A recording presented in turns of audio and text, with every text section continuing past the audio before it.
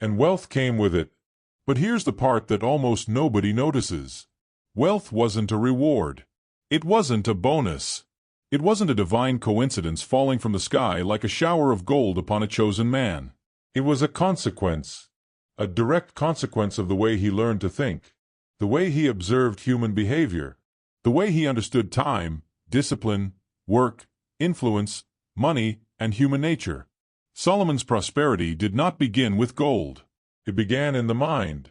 And perhaps that's exactly what makes his writing so uncomfortable even today. Because when you read Proverbs carefully, without religious filters, without inspirational calendar quotes, and without that automatic Sunday morning reading, you begin to notice something. Solomon understood wealth deeply. Not just material wealth, but mental wealth, emotional wealth, strategic wealth. He understood how people build prosperity. And he also understood exactly why so many people remain trapped in scarcity. This is not an attack on faith. It's an invitation to honesty.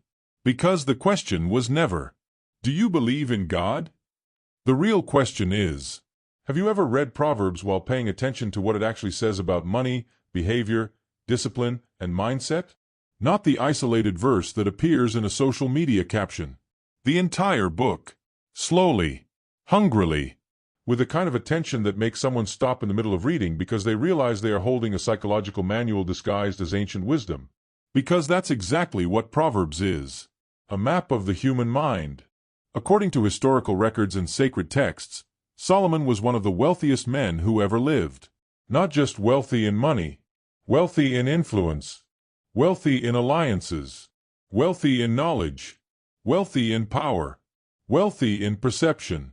And yet millions of people spend decades listening to his words without ever applying the principles that created that prosperity. And perhaps the reason is simple. Solomon's advice is too practical to seem spiritual. Talking about faith is comfortable. Talking about how you manage your money, how you choose your friends, how you deal with laziness, with debt, with impulsiveness, with distraction, that is confronting. And everything that confronts us has the potential to transform us. So this is where we begin. Not with empty motivational quotes.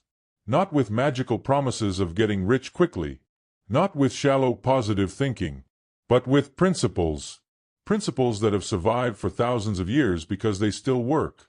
The first piece of advice sounds simple. So simple that most people completely ignore it.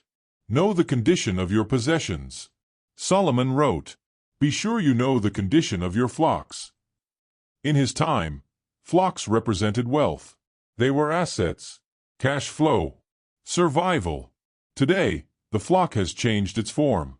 Now it appears as bank accounts, credit card statements, installment payments, investments, invisible expenses. But the principle remains exactly the same. Pay attention to what you own. Not what you imagine you own, what you actually own. And something curious happens here. Most people do not live in financial chaos because they lack money.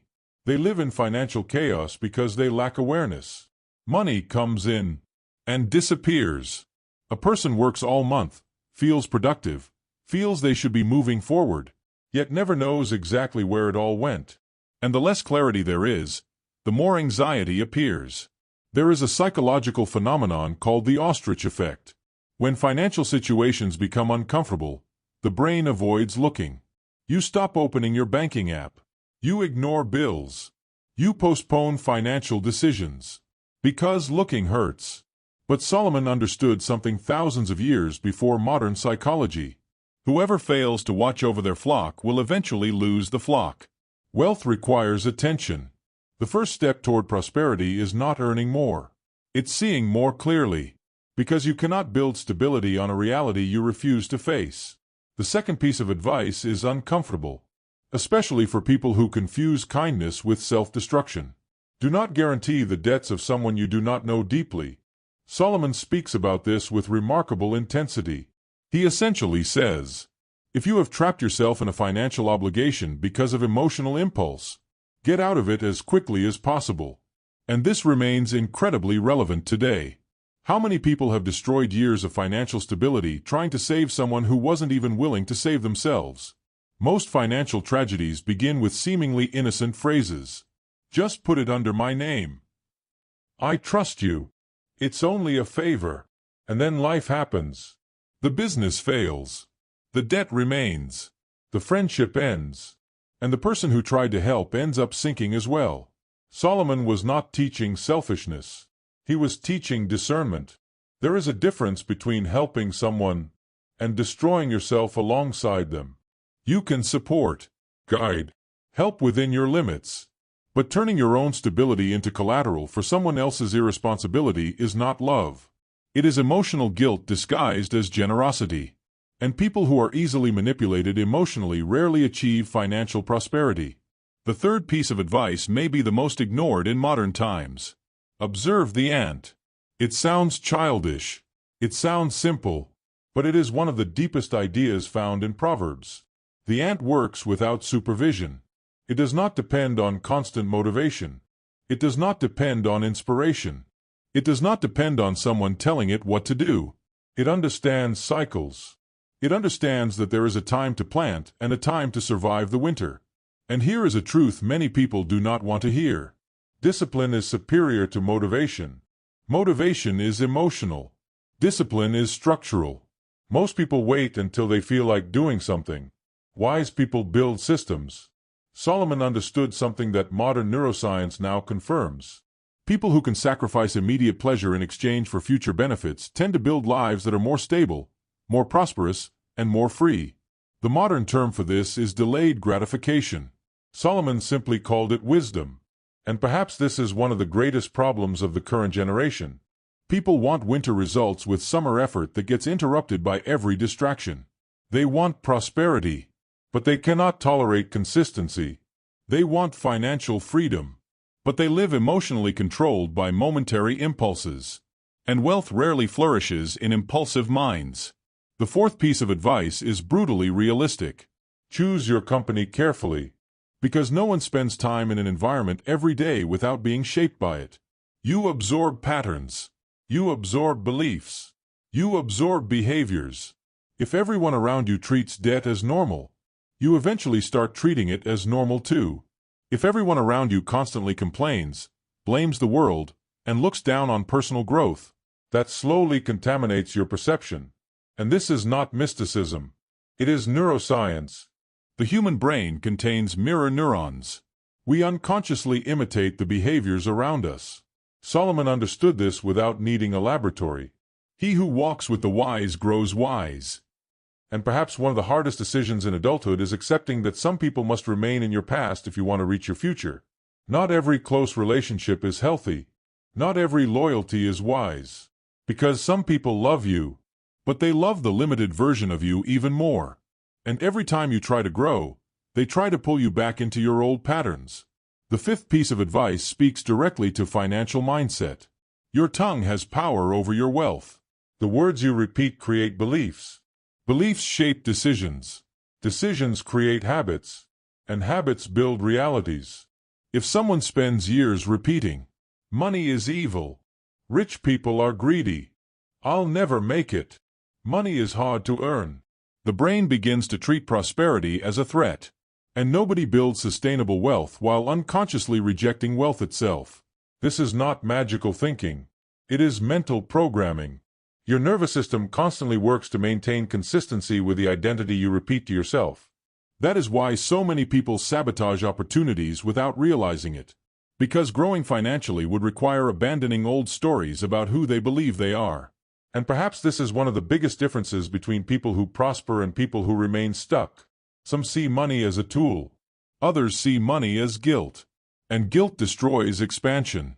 The sixth piece of advice is deeply counterintuitive. Learn to create value before demanding a return. Solomon taught that the generous prosper. And interestingly, modern studies of human behavior have reached a similar conclusion. People who consistently help, contribute, provide value, and build trust tend to create much stronger networks of opportunity. Because prosperity is also reputation. The marketplace rewards useful people. And this goes far beyond money. Those who solve problems. Those who improve environments. Those who deliver more than they promise. Those who create impact. rarely remain unnoticed for very long.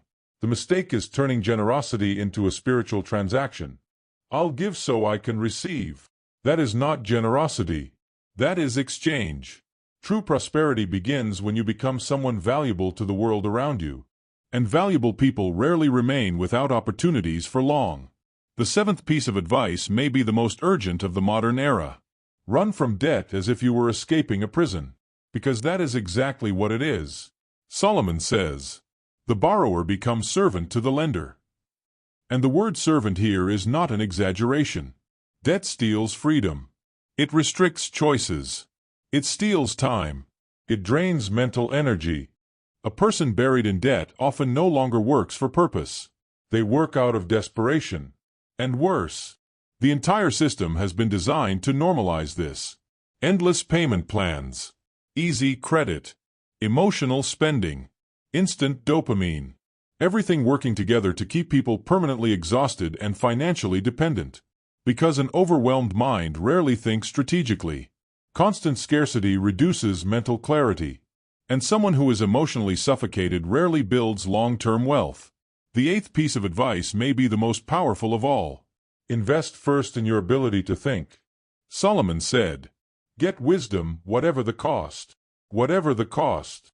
Not with what's left over. Because transformative knowledge changes every decision that follows in your life. When someone learns to think better about money, their financial decisions improve. When they learn about human behavior, their relationships improve. When they learn about discipline, their execution improves. True knowledge creates a compounding effect. But there is a huge difference between consuming information and integrating wisdom. Today, people watch videos all day long. They listen to podcasts. They buy courses. They read motivational quotes. And they continue living exactly the same way. Because information without application becomes intellectual entertainment. Wisdom only exists when behavior changes. The ninth piece of advice destroys a very modern illusion. Excellence matters more than appearance.